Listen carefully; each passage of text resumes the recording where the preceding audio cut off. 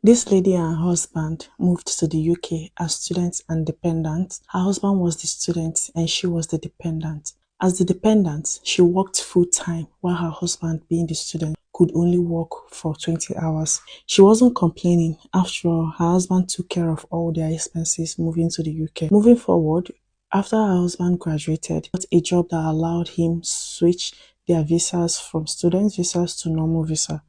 And he also got to work full-time. Now that both of them are working full-time and earning well, they thought, oh, it's right time to expand our family. And as God may have it, she became pregnant. At about 6 months into her pregnancy, they started making plans on who to bring to do Omugwo.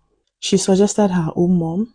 As a woman, that's understandable, that her mom comes for her Omugwo. Her mom is much younger and she can cope with the UK weather. She's strong enough to take care of a newborn baby and a newborn mom, compared to his own mom, who is aged and might not be able to cope with the UK weather. Talk more of taking care of her and the new baby. This suggestion didn't sit well with her husband. He became angry, stating how his mom suffered a lot to make him who he is today.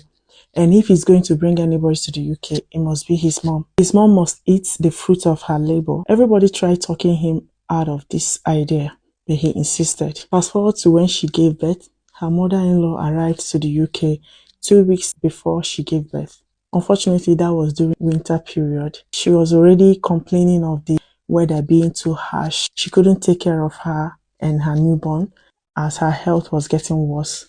It was even the woman that was taking care of her mother-in-law. It was extremely hard for her, but she didn't complain. With the kind of visa they have, they couldn't take her mother-in-law to the hospital because it's going to be very expensive and they don't have that kind of money. One morning, her mother-in-law woke up but she couldn't move her body. She couldn't open her eyes. The only thing she could do was talk slowly. At this point, they knew that the worst could happen. So they had to call the ambulance to come and pick her up. She only spent just a day at the hospital before she was pronounced RIP. She and her husband couldn't hold themselves. They cried and wailed.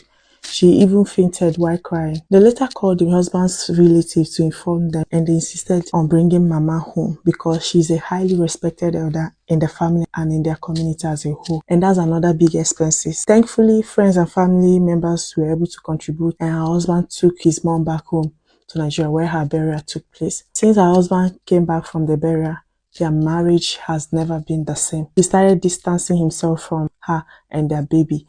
He acts as if they are responsible for his mother's demise. No matter what she does or says, it always triggers her husband. Everybody is saying she should give him some time, that he will come around. He's still in pain, still mourning the demise of his mother. This incident is almost a year now and he's still not changing. And she doesn't know how many years more she has to keep enduring for him to come back, which is why she's sharing her story.